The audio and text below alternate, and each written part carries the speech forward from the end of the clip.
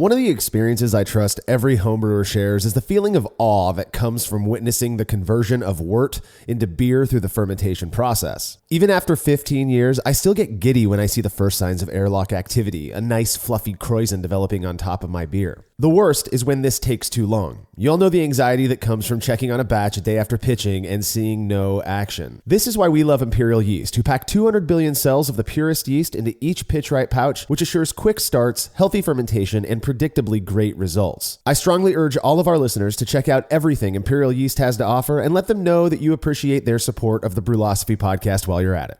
All right, on to the show.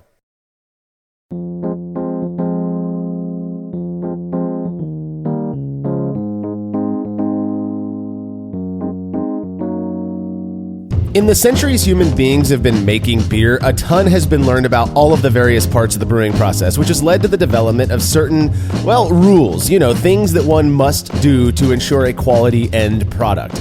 Now, one aspect of brewing is the boiling of wort, which serves a number of purposes. Though as basic as the boil may seem, there are definitely rules associated with it.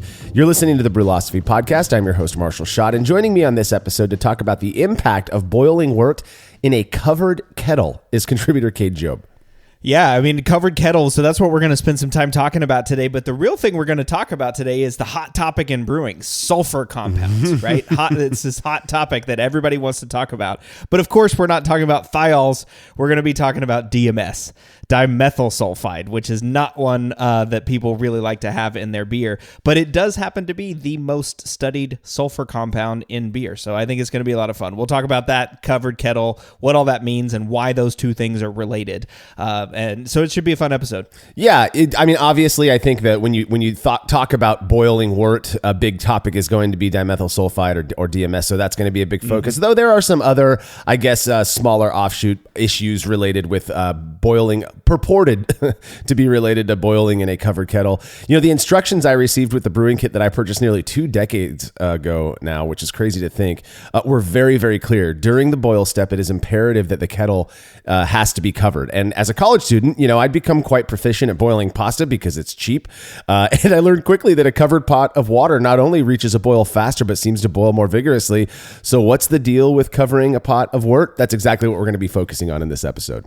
All right, if you're a fan of this show and you'd like to receive a reward for your support, please consider becoming a patron of Brewlosophy over at patreon.com/Brewlosophy. By making a small monthly pledge, you'll receive rewards like access to unpublished contributor recipes, unique discounts at YakimaValleyHops.com, and an invitation to a monthly live Q&A session with somebody in the brewing world.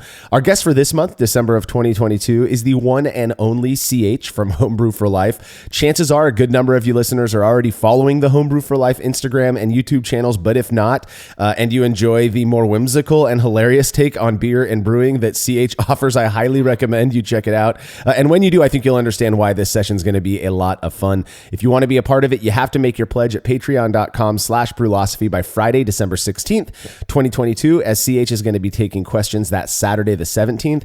All past sessions are available on our private Patreon and Facebook pages, so you can go back and watch them whenever you like. Learn more about becoming a patron over at patreon.com/Brewlosophy. Now listen, I get that hearing me say this every episode is probably getting pretty old, but there's a reason we do it. Patreon is our number one source of support for everything we do. This show, the Brew Lab, the website, and whatever upcoming future endeavors we have up our sleeves. The truth is, without that support, we would not be able to keep doing this. And unfortunately, the current lull in homebrewing has hit our bottom line just as it has everybody else's in the industry. I hate asking for financial support, but running Brewlosophy is not cheap. And we really do try our best to provide our patrons with rewards we think make up for their monthly pledges, which is on top of all of the content we produce for free. We absolutely love what we do. We're not complaining, and this is not a threat or anything like that. My point is to simply remind those who appreciate our content and want us to keep producing it that we can only do so with your support. We're all confident this lull is temporary and that brewing will be booming again soon, hence the reason we've not made any cuts to our content production, and your help is what's going to allow us to maintain our pace. So again, please, at the very least, have a look at what we have to offer for your support over at patreon.com/Brewlosophy. And if you do enjoy this show, please leave a rating and let us know over on Apple Podcast or wherever it is you listen to podcasts. We'd appreciate that as well. Feedback is brought to you by Clawhammer Supply, who, in addition to having a remarkable YouTube channel chock full of great brewing brewing related content, sell what we believe to be some of the best electric brewing systems on the market. If you've been considering making the move from propane to electric, you owe it to yourself to check out Clawhammer Supply. Whether you're after a 120 volt 5-gallon unit or something bigger like their powerful 240 volt 10-gallon system, Clawhammer has got you covered. Learn everything about everything they have to offer at clawhammersupply.com, and don't forget to check out their YouTube channel as well. Listener Will Hauk had some feedback after listening to episode 259, where we discussed the impact fermentation temperature has on Weissbier. Will said, "I'll never forget running a similar experiment with my homebrew club. I used 3470, that's the popular Weihenstephaner strain, on a Märzen, and we only told the members they were two separate beers, one fermented at 55 degrees Fahrenheit or 13C, and one fermented at 70 degrees Fahrenheit or 21C. Only one person said there was no difference, that brave soul. Everyone else said the one fermented warm had off flavors. In truth, it was the same exact beer that was fermented at 65 degrees Fahrenheit or 18 degrees C, and it was fine. A nice, clean Märzen." So what Will's saying here is that he deceived the tasters of this beer, which I absolutely love. Cade, what do you think about that little experiment? I love it too. This is one of those that's like so easy to do, right? It just brew the beer and then tell people it's different, and see if they determine a difference in it. And I love that. I love I love that experiment. I love that design, and it really does test people's preconceived notions. I mean, I really do think it's fun. And I mean, I know we've done it a couple times here at Brewlosophy, and we'll probably do it a couple times more in the future, just as more data points to do. But I love that test. I always do, and it's again one of the reasons why I think the triangle is so important, because I guarantee you, if you put those beers in a triangle and then did the statistics on the back end of that, it would have come out no difference, and very likely at that 1/3, 1/3, 1/3 ratio that we always see. But yeah, really cool, and thanks for sharing that. I really appreciate hearing those kinds of things, and I love that kind of research. Yeah, so I've done this very thing before, and my results were exactly the same as Will's. And as humans, we tend to think pretty highly of our abilities. This is this has been documented well. It's been researched, the Dunning-Kruger effect, all of that stuff. But especially when we've invested time and energy in honing certain skills, we want to believe that it's been worth it, right? The reality is we're also really good at fooling ourselves. And the way I see it, we can either acknowledge that and take a more humble approach to beer evaluation or whatever else in life, or we can dig our heels in and let our egos lead the way. I personally prefer the former, but to each their own, I suppose. I mean, we just do weird things as human beings. We've done shows on this. We've done some articles on it. That's kind of where my passion lies, is in the perception side of the human condition. I think it's a lot of fun. So thank you for the feedback, Will. If you have show feedback, you can send it to feedback@brewlosophy.com or drop us a note on social media. If you haven't already, why don't you head over to youtube.com/@thebrewlosophy show. That's youtube.com/the@ symbol followed by The Brewlosophy Show, and you don't need the umlaut in the Brewlosophy part, and subscribe to our currently dead channel. I think you'll appreciate it in the future. All right, when we're back from this break, our focus will be on boiling wort in a covered kettle.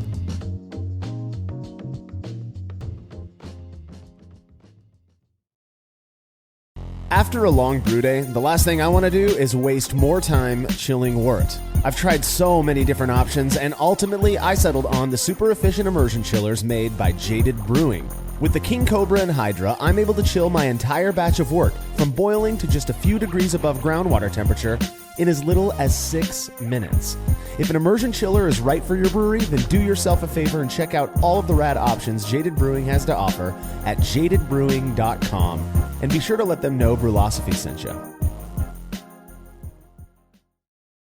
As every brewer knows, the best beer requires the best hops, which Yakima Valley Hops provides fresh from the source to brewers around the world, carrying everything from classics like Cascade to modern favorites like Galaxy and Mosaic, as well as other ingredients and gear. Yakima Valley Hops has it all. And don't forget to check out their new podcast, The Late Edition, where the YVH crew goes into depth on our favorite plant with industry experts. Head over to YakimaValleyHops.com now to see all they have to offer, and subscribe to The Late Edition wherever it is you listen to podcasts.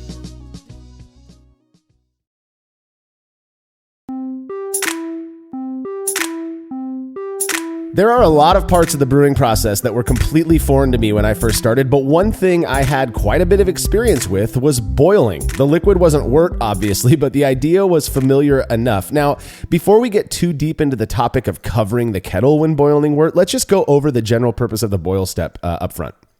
Yeah, exactly. I mean, boil's one of those things that it serves a lot of purposes, and I think more purposes than what people actually think. But the question then is like, what purpose is most important? And that's all where, this brewing art versus science comes into place, right? So the boil itself obviously occurs after the mash. If you're listening to this podcast, you know that you mash to get the sugary solution, and then you've got this sugar solution.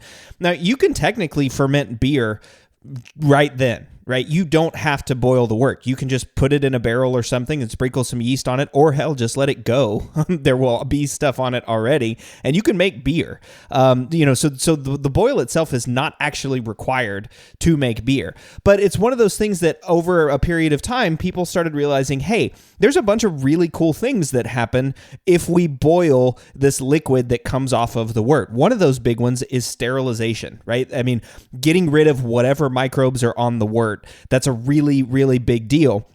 The other thing, too, is when we started using hops, we realized that if you boil hops, they become more bitter. And that bitterness is really nice to balance the sweetness that is beer, right? That's the residual sugars and the leftover ethanol. So those two big things are really why the boil came. And then I think one of the reasons why it stuck around so long. But again, there's all these other little things that happen, right? You're condensing the wort to make sure to increase sugar content, because that was, arguably a taxation issue, because some places were taxed based on the amount of liquid that you put into the fermenter. So if you put less liquid at higher gravity, then you got more beer out of it at the end. And so there's all these other little things, but the one probably this most apropos, or the most that we're going to focus on today, is volatilization of this compound called dimethyl sulfide, right? Yeah. I mean, that's, I think, one of the biggest things about covering the kettle, right, Marshall? Absolutely. And, that's the thing. Like you said, there's a lot of little things that the boil does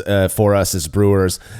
You mentioned all of them, but I think the biggest focus for brewers is they want to ensure, nobody wants a beer with off flavors, and DMS, we're just going to refer to it as DMS for the rest of the show, so we don't have to say dimethyl sulfide.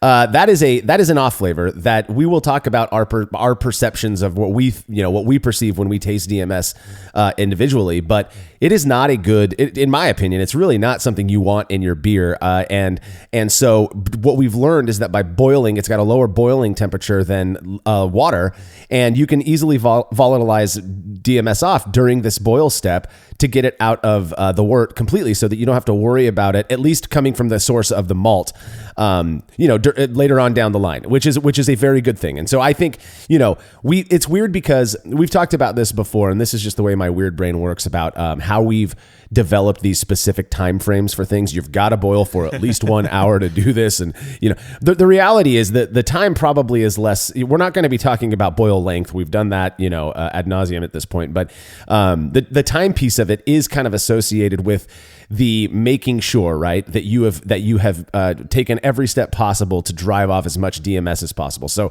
let's talk a little bit now about what really DMS is, how it's formed, and what it can taste like if it's in your beer. Yeah, and let's do that. But first, before we get that to the boil length thing, I think we'll touch on a little bit in this episode, because I do think that that's an important part of DMS, or at least common perception of DMS. So we will talk about that, and that's another one of those things about the boil that people fight about all the time, is how long should you boil? Oh yeah. If you've seen any of our short and shoddy stuff, you know that we're cutting that as low as you can to try to get through the day get through the day as quickly as you can, and then I'll ask you some questions later, Marshall, about whether you've encountered DMS bombs in every beer that you've brewed short and shoddy.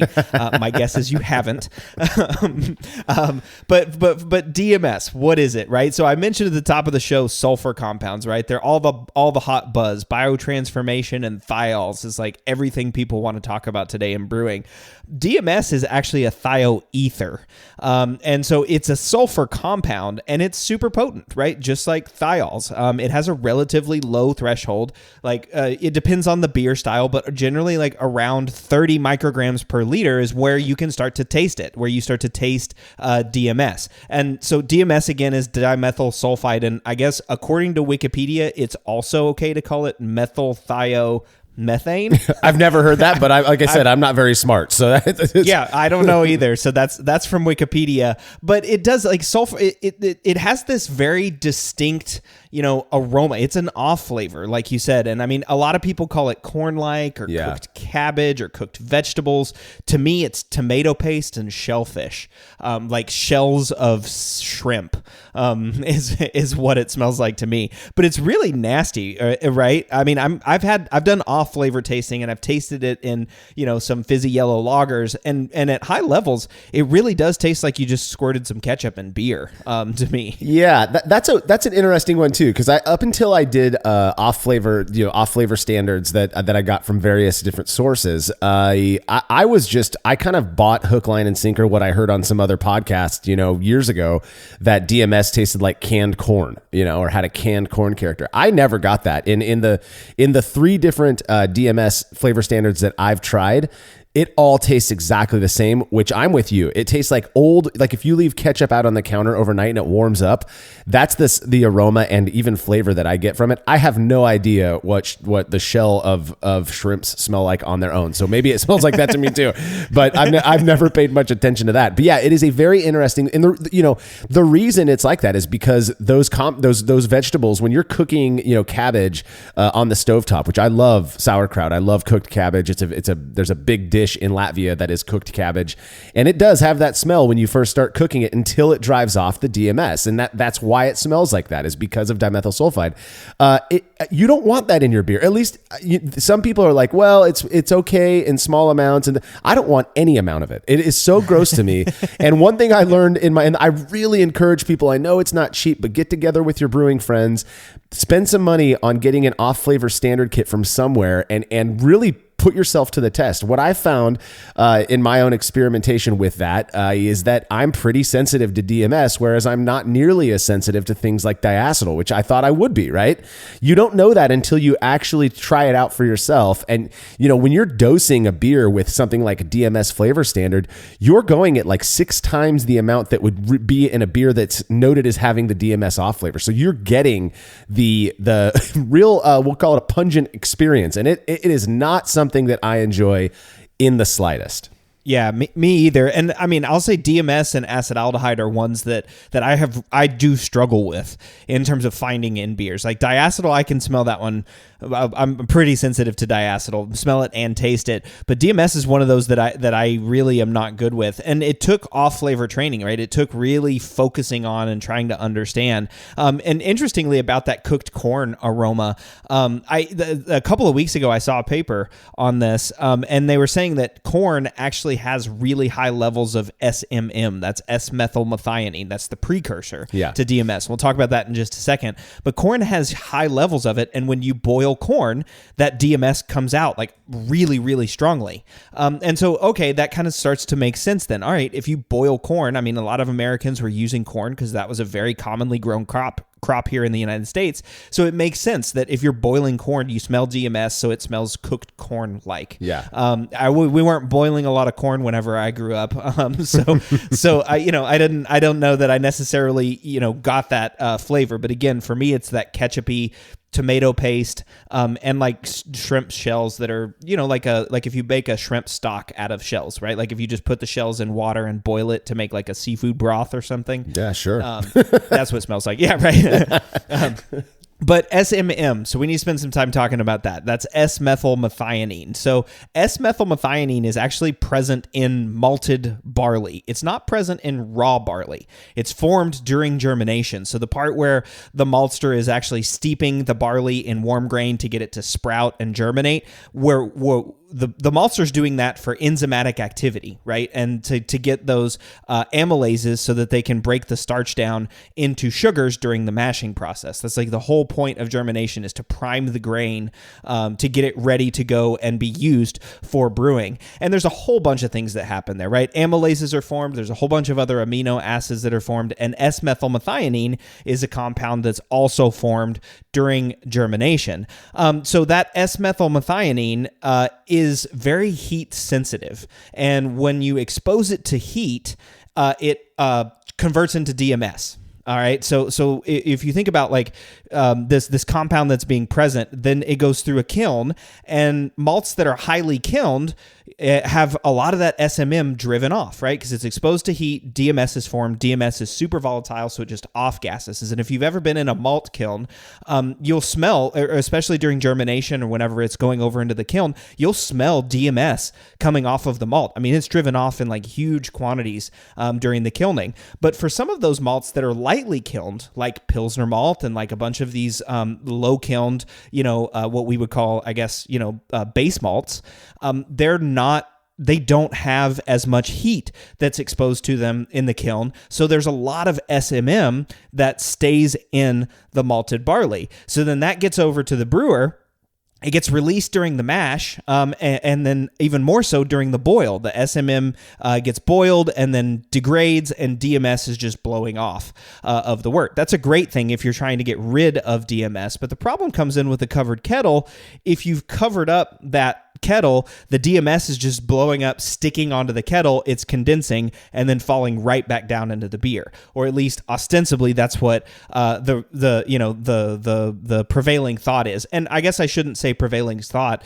It's what the science shows, right? There's been a bunch of papers that have researched this, and it's absolutely true that it condenses and falls back down into the wort. Yeah. Now, the question, how much of it does that, and does it actually cause a flavor difference is, what we're going to be talking about today and the purpose of that experiment. But hopefully that makes a little bit of sense, like where DMS comes from and what SMM is and how that is, impacts beer. Yeah. If anybody has had any experience, or maybe you're watching some of these moonshiners shows like I'm addicted to right now with distilling, I mean, that's basically the argument. And if you've ever taken your wort, I mean, everybody's done this at some point. You run off your sweet wort, you put it in your kettle, and as soon as it's starting to reach that boil, it's not even, I mean, the boiling temperature of DMS is actually 99 degrees Fahrenheit or 37 C. So it's quite a bit lower than the boiling temperature of wort.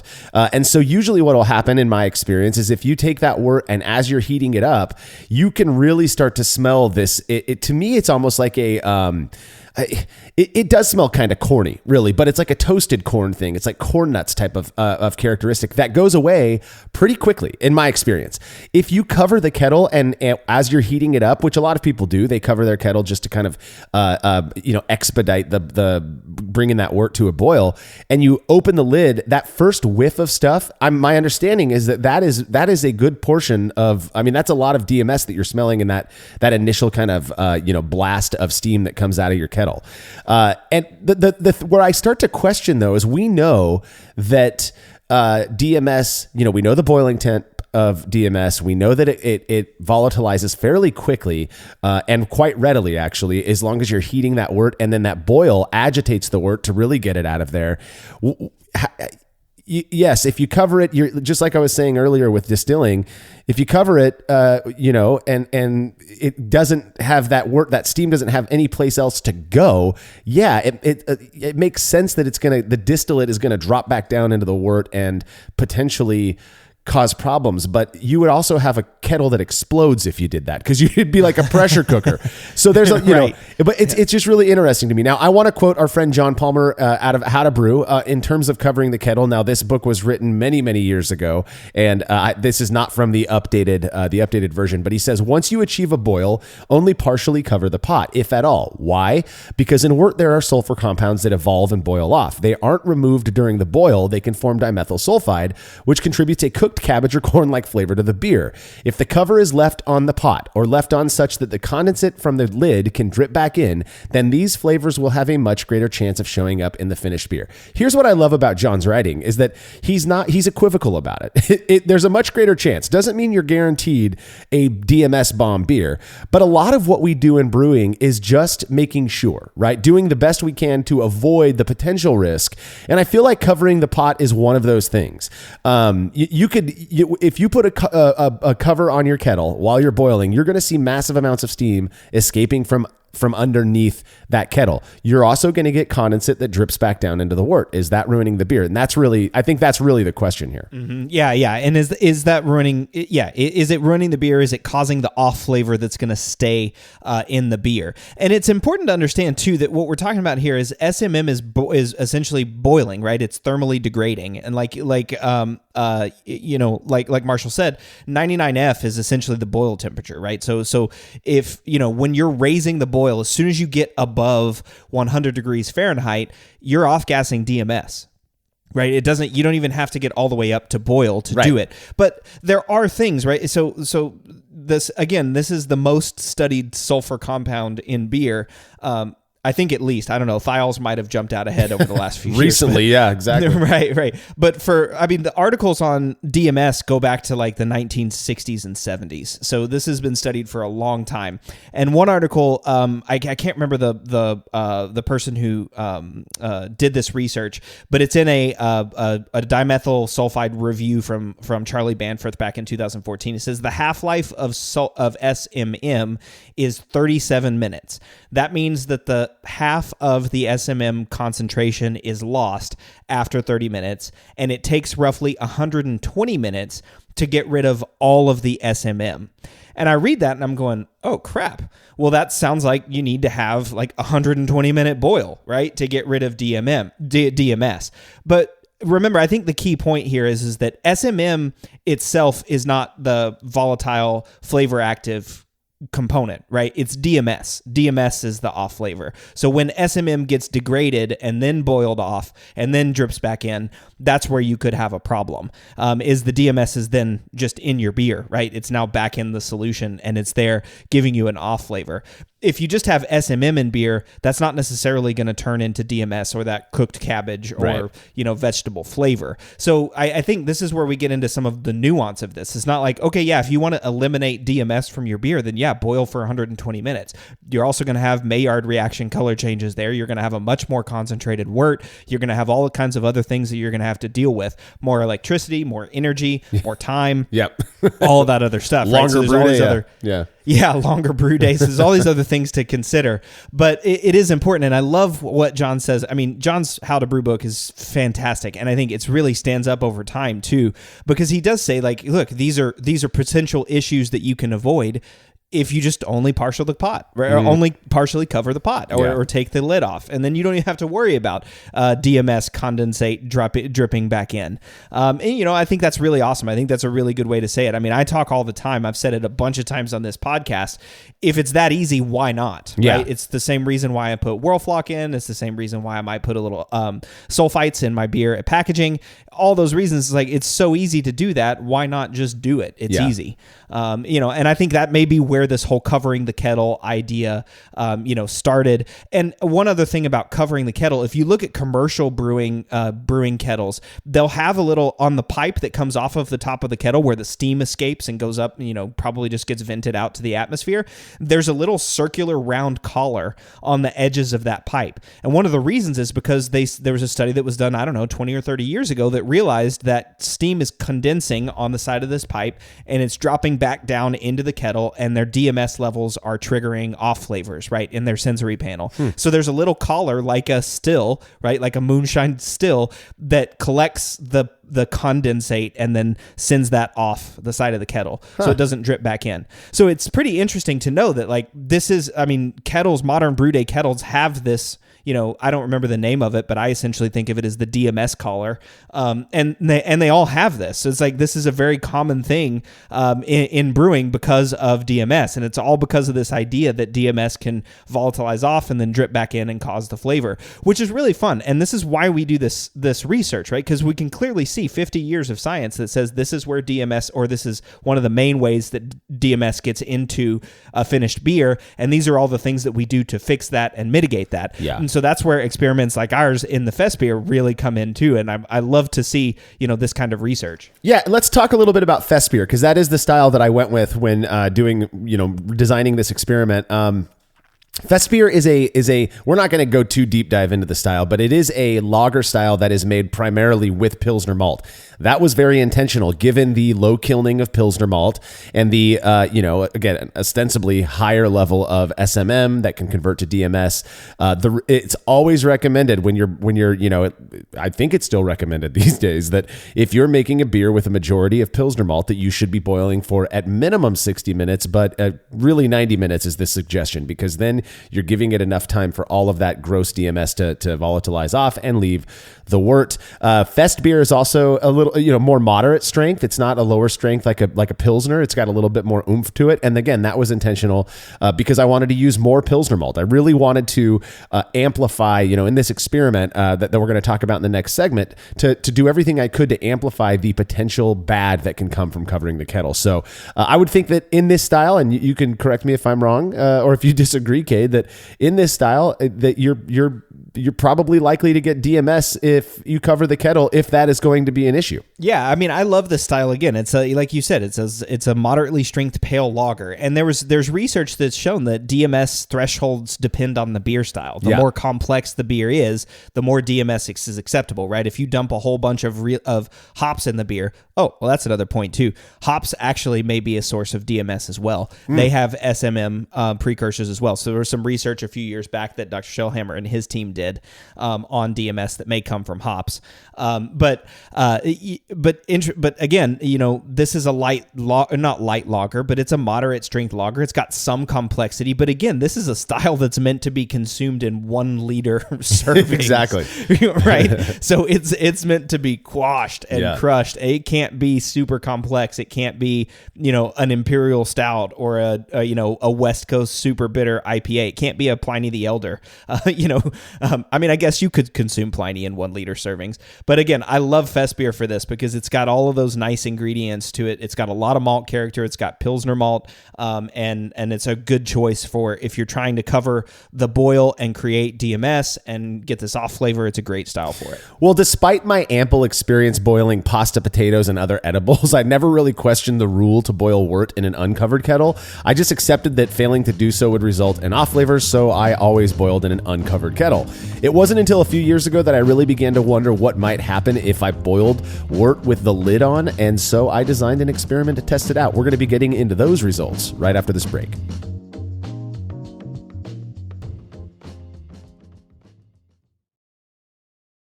Family-owned Atlantic Brew Supply is the largest homebrew shop in the Southeast. No gimmicks, no multinational corporate overlords, and no BS. They offer exclusive malts, yeast, and more from local artisans, as well as award-winning recipe kits. They also sell professional brewing gear and cask equipment from sister companies ABS Commercial and Cask Supply. Most ingredients are available by the ounce, plus Atlantic Brew Supply has an on-site calculator to help you craft your best brew. Orders are processed same day, and 2-day shipping is guaranteed for East Coast customers. Get 15% off your first order using promo code BREWPOD. That's BRUPOD at AtlanticBrewSupply.com. There's no denying that stainless steel is the best material for brewing equipment, and Delta Brewing Systems offers some of the lowest prices on high-quality stainless gear, like the Firm Tank, which in addition to holding 8 gallons or 30 liters of wort, comes with a domed lid to even further reduce the chances of a messy blow-off. Plus, it can hold up to 4 psi of pressure for closed transfers. Delta Brewing Systems also has their own line of brew kettles, as well as one of the lowest-priced all-in-one electric brewing systems out there, and their prices are shockingly low. If you're in the market for legit stainless gear that won't break the bank, do yourself a favor and head over to deltabrewingsystems.com today. Have you ever thought about adding a port to your kettle but held off because you didn't feel like drilling into your gear or sending it off to have someone else do it? From the makers of the world's fastest counterflow chiller, the Exchillerator, comes the Hangover, the easiest way to add extra ports to your kettle as well as countless other options. Mount a faucet to your keg for easy portable pouring. Set up the perfect whirlpool arm. Hold a heating element in place. All of this and so much more without permanently modifying your gear. Manufactured right here in the United States, the Hangover offers brewers too many convenient solutions to list here. So head over to Exchillerator.com today to see what the Hangover can do for you.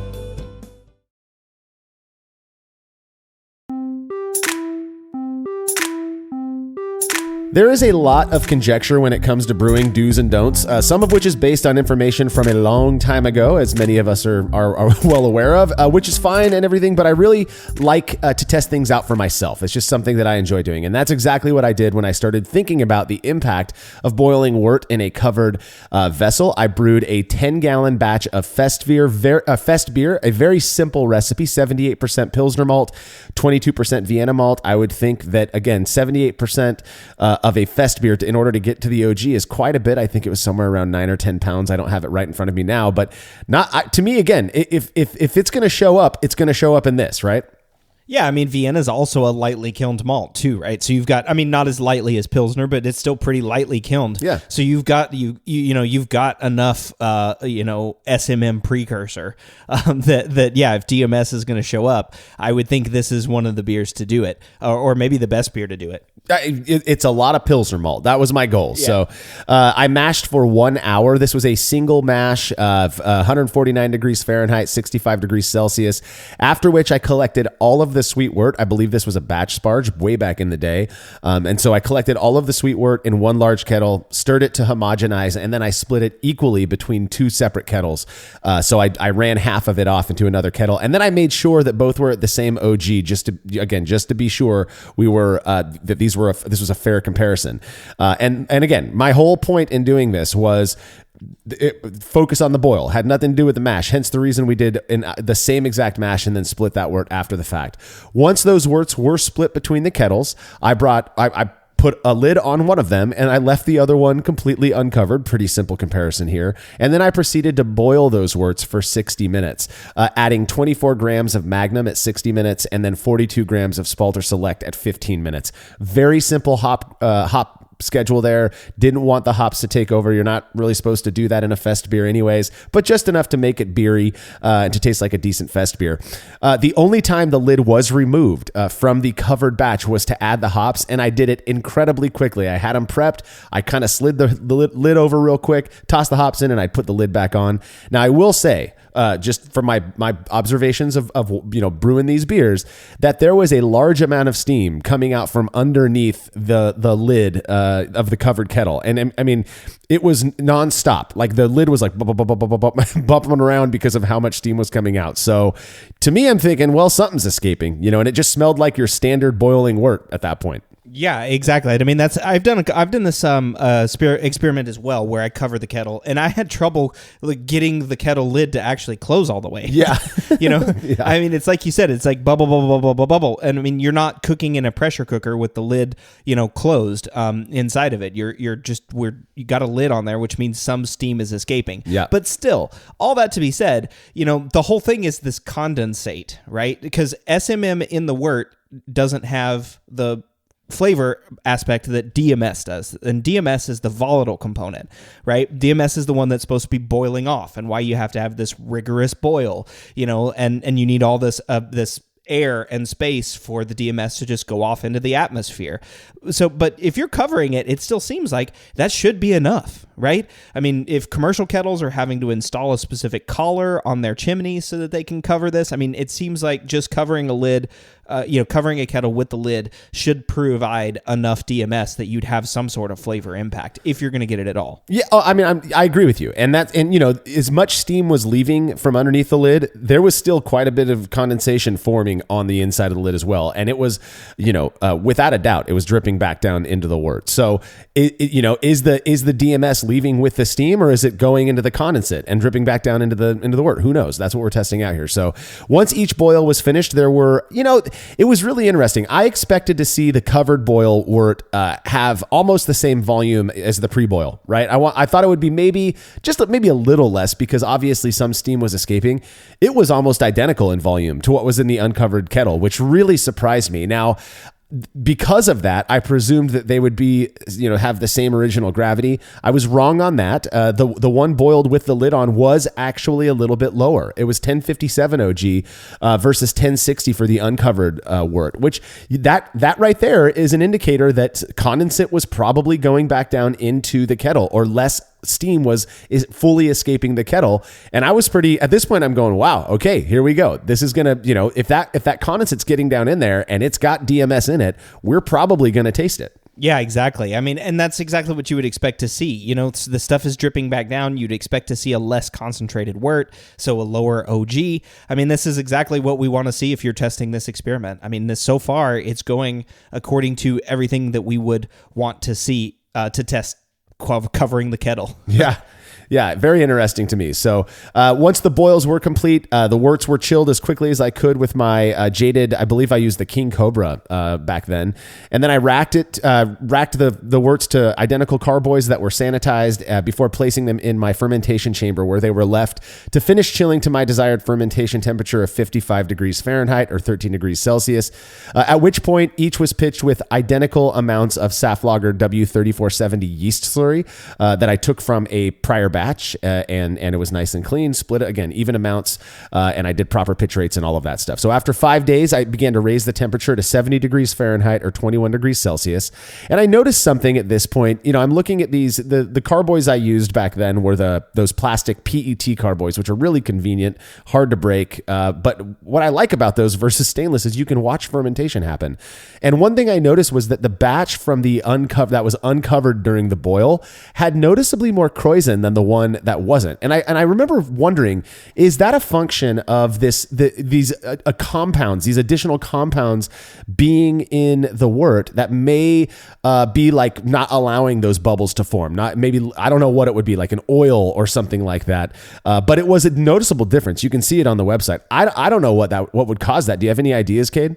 Yeah, that's my guess. And so I did a little bit of research on this. And yeah, it turns out, if you remember what John wrote in How to Brew, it says sulfur compounds are being released, right? It doesn't say just DMS, because there are a lot of other things being released, and there are oils that are actually volatilizing off. And so that does make me think, like, anytime I see lower foam, I'm always thinking like, okay, is there a higher oil content somewhere coming into this, especially if there's no alcohol involved? And so, yeah, I think that's the case. I think maybe there is some oil or something, some lipids or something that's dropping back down into the oil, keeping that going. I was also wondering, I don't know if this would be the case. I think probably unlikely, but I was wondering if there just wasn't as much hot break or cold break, right? Yeah. Or maybe like too much or something. I mean, I don't know. Maybe like protein wasn't able to coagulate as well. And so there just wasn't as much or maybe it did. Maybe it coagulated super well and so settled out, and there wasn't enough to create these foam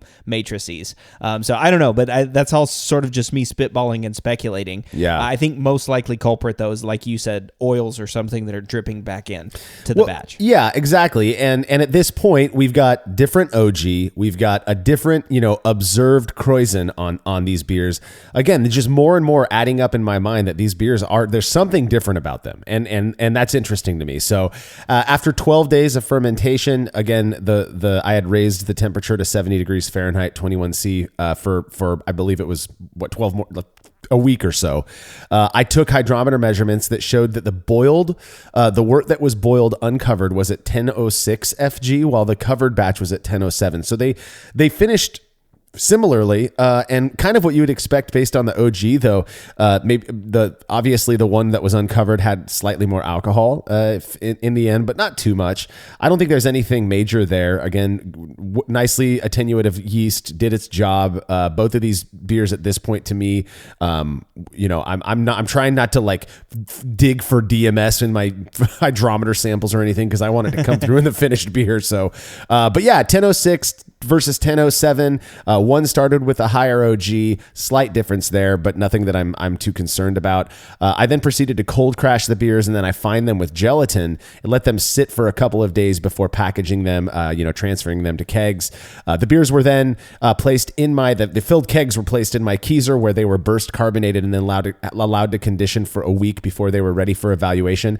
Now, in terms of the way these beers look, to my eyes, in person and looking back at the photo that's on the website, they look absolutely identical in terms of color, clarity, and foam. Both cleared up really quickly, really nicely.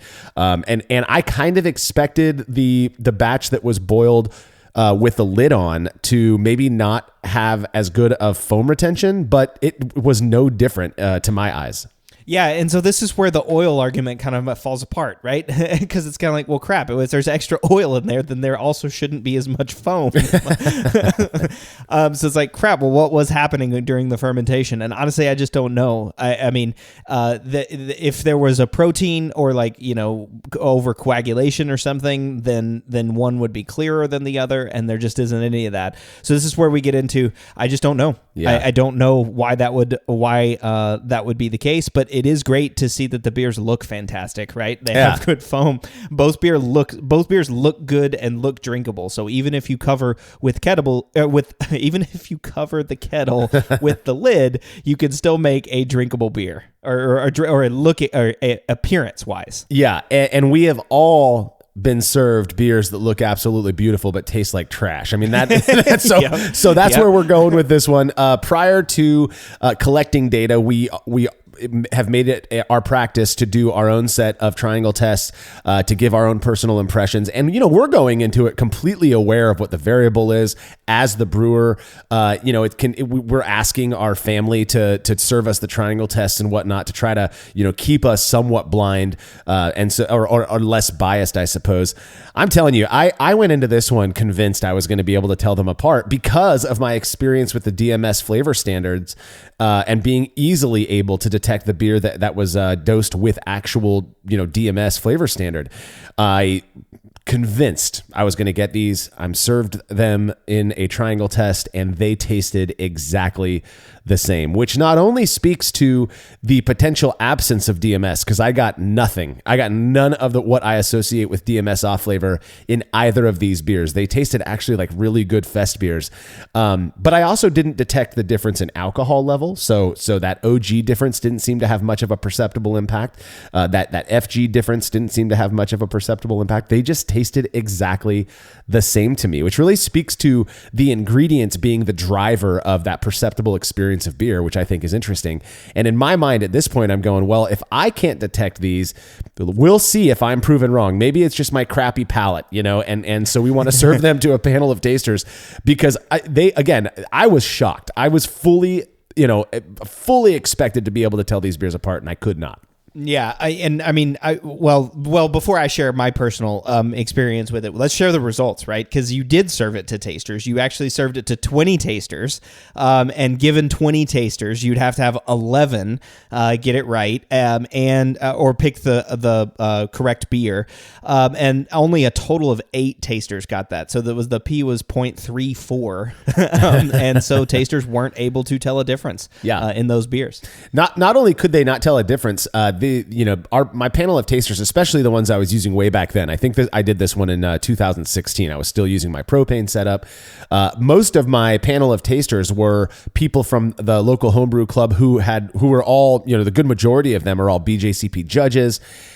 And a group of friends of mine, when we would get done collecting data and, it was all wrapped up, I'd share what the variable was. And in this one, everybody was like, there's no DMS in these beers. That is not the flavor that's coming across. Yes, there's that nice toasty, Pilsner malt character. There's a really light kind of floral hop character. There's clean fermentation, but there was no canned corn, creamed corn or whatever. There was no cooked cabbage. There was no, any sulfur characteristic whatsoever, which I just thought was really interesting. And I'm sitting in this position saying, well, I don't want people to think that we're telling them they should boil with the lid on, but goodness gracious, if in my head, I'm thinking if you struggle to, if you're on a 120 volt electric system, which were just starting to kind of hit the market back then, and you're struggling to get that wort to a boil, and you put a lid over it, and it helps, it's going to expedite that process of bringing that wort up to temperature, then maybe you shouldn't worry too much about it, especially if when it reaches a boil, you take that lid off, because I know people who are absolutely against even doing that because of the condensate dripping back down into the wort. So this was kind of validating for that, right? For the people who maybe struggled to get that wort to a boil, that they can do this. And likely, I'm using a ton of Pilsner malt here. Maybe there's something else going on that explain, that we're doing. Maybe it's modern malt or whatever that explains why this DMS wasn't there. But to my mind, I just think it leaves with the steam out the bottom of the, again, we're not, cooking our wort in a pressure cooker. We're boiling in kettles where the lids are loosely, laid across the top and steam can escape. Maybe it's all leaving, Yeah, I mean, maybe it's all leaving. Maybe it's something to do with the time, right? I mean, maybe the time, because you boiled this one for 60 minutes. So maybe like the full boil of like raising it up to temperature plus the 60 minutes that it's actually boiling was just enough time to just boil everything off. Yeah. Right. Yeah. And even though there is condensate coming, hitting the kettle, maybe that's leaving with the steam that's squirting out the sides, or maybe there's just, enough that it's actually just boiling it off. One thing that just occurred to me, and I don't know the answer to this either, is DMS is volatile, sure, so it'll boil off with steam, but what happens if it's just in wort for 60 minutes? Does the DMS boil off? Like, does it, I mean, not like, does it actually thermally, is there a thermal thing that happens to the DMS? Not necessarily just volatilizing or blowing out of the kettle and into the atmosphere, but like the DMS itself just breaks apart, in the beer. I don't know. Maybe there's something along those lines that's also happening. Or maybe I'm just totally way off balance there. But it's really interesting to me. And I've done this experiment too. I've actually done it multiple times because I think you and I have joked on shows before that we've both been trying to find DMS in our homebrew beers. And I just haven't ever been able to do that. No one's ever complained about my beers being DMS. I definitely have a 110 volt system, and it does take a long time to raise to boil. So I cover it every time as it's raising up, right? As it's raising to boil, I put the lid on it because it helps. It gets to a boil faster than if I was just letting the controllers heat it up. I've never had DMS on my beers. Nobody's ever complained to me about DMS. I haven't had it tested, so no, I can't confirm that there's no DMS or not enough. I have been DMS trained. I'm familiar with what DMS is, but it's one of those things that's just been so elusive for me. All that to say, I have tasted it before. I've tasted it in a commercial example of a beer that was in a can, right? And I tasted this and I go, man, that just tastes like ketchup or tomato paste. Yeah. And I'm like, oh, like what happened there? Is that DMS or is there some other compound that I'm attributing to it? Who knows? But this one was really interesting to me and consistent with my experience. And again, nobody is saying cover the kettle during boil. If you want to do that, do it. I still kind of fall back on what John was saying, right? Like you can have a reasonable confidence. It's so easy to not cover the kettle. It's so easy to just take the lid off during the boil, that why wouldn't you do that? And I think that's just what I think about it. And that's probably what I would continue to do. So even with my 110 volt process, the lid is on until it reaches a boil. And as soon as it hits the boil, I don't want to boil over. So I always take the lid off. That's the other thing. Take the lid off and then just let it go. So again, it's easier to me to boil without a lid. And if that reduces DMS in the beers, then fantastic. Yeah, exactly. I'm not going to be boiling with the lid on because I've got a powerful enough system that boils are easy to achieve. And even if I was using a 120 volt unit like you, Cade, I'd probably put the lid on until a boil was reached, and then I'd take the lid off anyways. I kind of like being able to observe the kettle, or the wort as it's boiling, and so that's one benefit as well. Now, if I was, again, like I said, if I was using one of those lower voltage rigs, though, I wouldn't worry at this point, based on these results especially, but also kind of what I think just experience over time. You mentioned the short and shoddy thing. I've done a lot of 20 to 30 minute boils and I've never gotten DMS. I really think, and like you said, Cade, we've joked about really trying to make a beer that has noticeable levels of DMS. It is hard to do. I've not been able to do it yet, and I've tried to do it. I've boiled with the lid on. I've boiled for 15, 20 minutes, I just think it's a tough one to keep in beer. And maybe that's because of, modernization of the malting process and what maltsters are doing. Maybe it's because we just don't have to worry as much about it. I don't know. But if you struggle to achieve a good rolling boil, maybe covering your kettle for the start at least isn't going to be as detrimental as many of us think. We've got some reader comments I'd like to get to. The first one comes from somebody who calls themselves More Hops. They say, thank you for this one. I am a lid mostly on with a half-inch gap kind of guy, as it's the only way I can keep the boil rolling hard on my kit. I've won medals at a national level and never had DMS raised as an issue. Yeah, I mean, this is exactly me too. I don't think I've won a medal at a national level, but I've definitely medaled in local competitions, and I've never had DMS as an issue. I generally, like I said, don't keep the boil on. I don't really care as much about the rolling boil. I just care that it's boiling and it's doing what it needs to do. Because I think even, sure, the more vigorous, the more volatilization and all that. But like you said, Marshall, I've never had issues at lower boils and at lower vigor in the boil, right? Shorter time and less vigor. I've still never had DMS. So yeah, I agree with you. More hops. I mean, that's another. So between the three of us, that's 3 data points. We need more than that to make a conclusion. But between the three of us, we can at least point, that we're not crazy or way off base, or maybe we are. Maybe just the three of us are just really weird. Yeah, we're nuts. For sure. Yeah. Next comment comes from Simon Hall. He says, I think the vigor of the boil may have something to do with these results. My first couple of extract beers were tarnished by DMS. I was boiling in a large stock pot on an underpowered electric stove, and I could only maintain a weak simmer with the lid 3/4 on. Perhaps the proper rolling boil meant that the DMS was driven off with the steam. That's a thought that I had as well, but I've also done really, we've done boil vigor experiments. We've tested a lot of stuff out.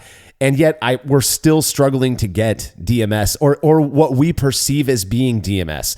I actually have done some lab testing where I sent samples off to be tested by Oregon Brew Lab, and they, I think these were the boil length experiments, and there's no noticeable levels of DMS, on lab equipment either that they can pick up. So I don't know. It could be that the extract you were using, Simon, maybe had high levels of SMM still in it, or even DMS, and that the low boil didn't volatilize all of it off. There's no way to say, but I've made plenty of extract beers, tons of all grain beers, and I've never made one that has noticeable levels of DMS, regardless of whether the lid's on, the boil vigor, nothing like that. So I don't know. Yeah.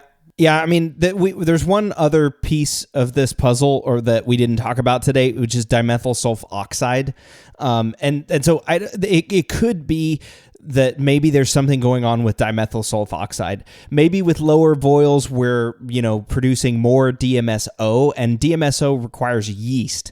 Yeast will actually have an enzyme that'll break off that oxygen and then put DMS in your beer, which then becomes flavor active, right? DMSO, dimethyl sulfoxide, not an off flavor. DMS, an off flavor. So maybe there's something to do with that too, but I don't know enough about dimethyl sulfoxide or how to even test an experiment on that.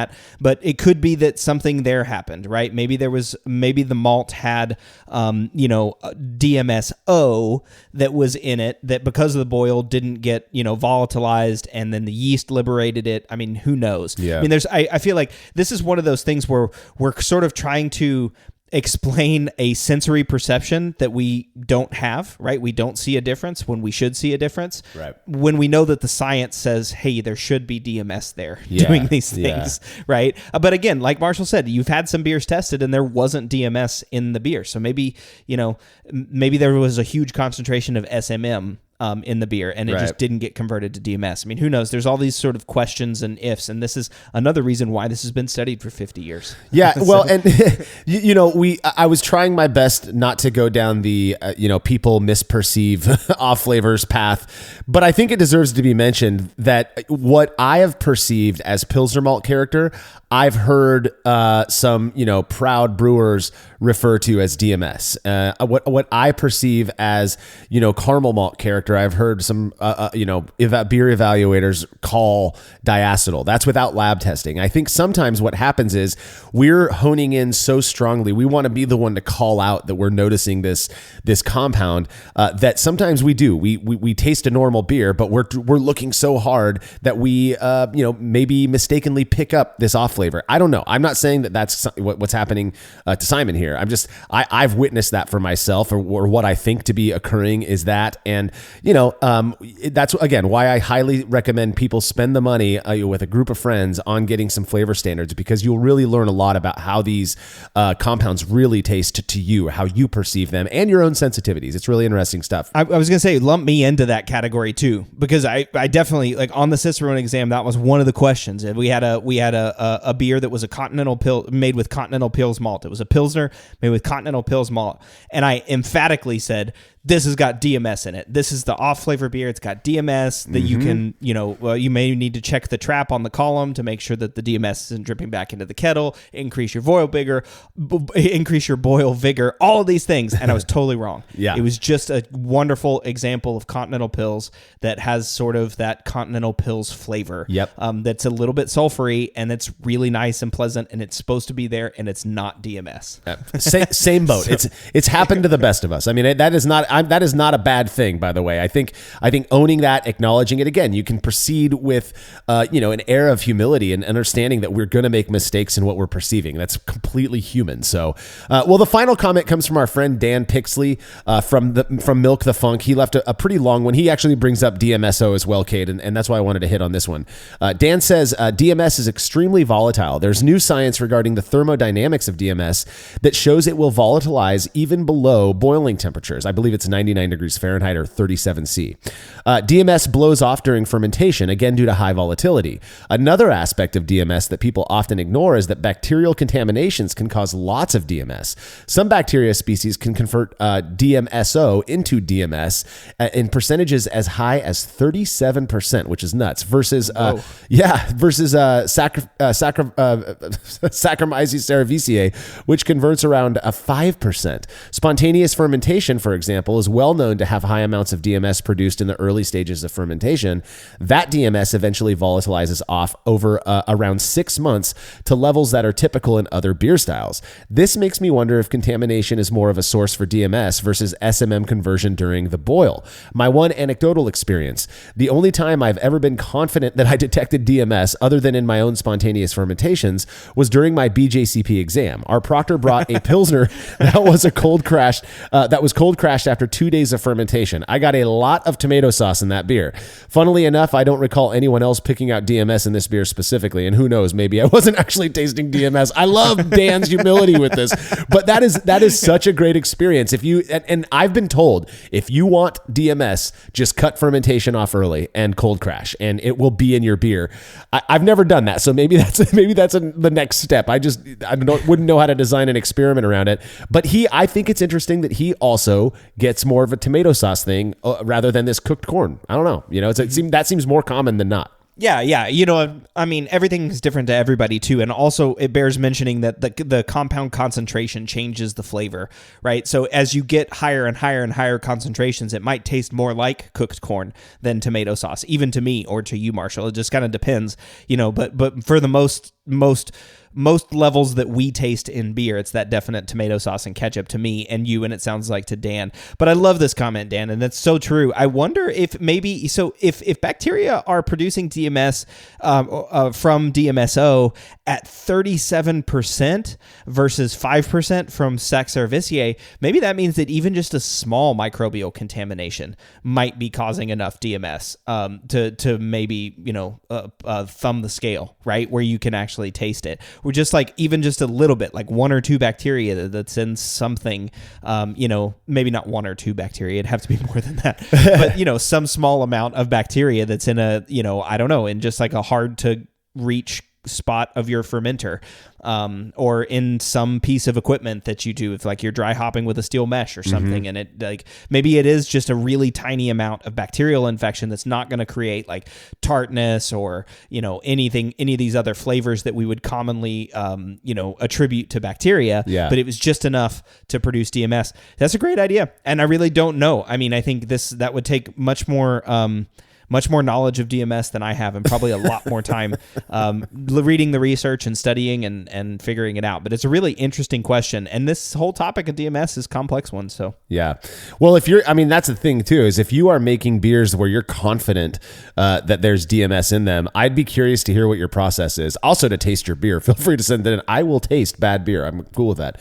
I love tasting bad beer. I say it all the time. I love tasting bad beer. I'm not going to drink. Yeah. Yeah, you learn through it. I mean, I say that I'm not going to drink a whole bad beer, but I like tasting it. I'll taste it once. Yeah. But I can't do it. I can't seem to make a beer with it. And outside of cutting fermentation off early, I'm struggling to figure out how to get DMS in a beer. So, but Cade, that is all the time we've got for this episode. Do you have any final comments on boiling in an uncovered versus a covered kettle? No, I will just say that the science is pretty clear on this, right? That there's a whole bunch of studies that have been repeated showing that covering your kettle or allowing condensate to drip back into the kettle increases DMS, right? So I will say that's it's not necessarily established fact, but it's definitely supported by science. And so the fact that tasters in this study and your experiences and my experiences aren't able to taste DMS, there's not a big takeaway that you can take from this. Is what I would say. It's cool. I'm really glad that we did this experiment because it does confirm my own personal beliefs, and my own personal experiences. But again, it's just one data point. There's a whole bunch of other data points out there, so take all that with a grain of salt. Yeah, by no means are we telling you that you need to go and start boiling with a lid on your kettle. That would be an absolute mischaracterization of our goal, of our intentions here. So, if you, again, I've said it once, I'll say it again. If you seem to struggle to get your wort to a boil, you're probably not going to hurt your beer by keeping the lid on just to help with that piece of it. So, well, don't forget to subscribe to the Brew Lab, where Cade takes you into the lab with real brewing scientists to discuss the fascinating research they've done on our favorite beverage. And as always, you can read more about the experiment we discussed by clicking the link to the article on brewlosophy.com in the description of this episode. The Brewlosophy podcast is made possible by the generous support of our sponsors as well as all of our rad listeners. We seriously could not do this without you. Cheers to everyone who has subscribed and left a review of our show. It makes a huge difference. If you haven't yet, please consider doing so. Head over to brewlosophy.com/support to view a list of ways you can easily help us to continue producing this podcast. If you want a reward for your support, visit patreon.com/brewlosophy. Thanks again for listening. We'll be back next week with another episode of the Brewlosophy podcast. Until then, think beer. Start off the morning with some hot tea, lemon and honey cause it suits my bro. Put some herb in the bowl, yeah, it's homegrown. Ain't gotta go through the middleman no more.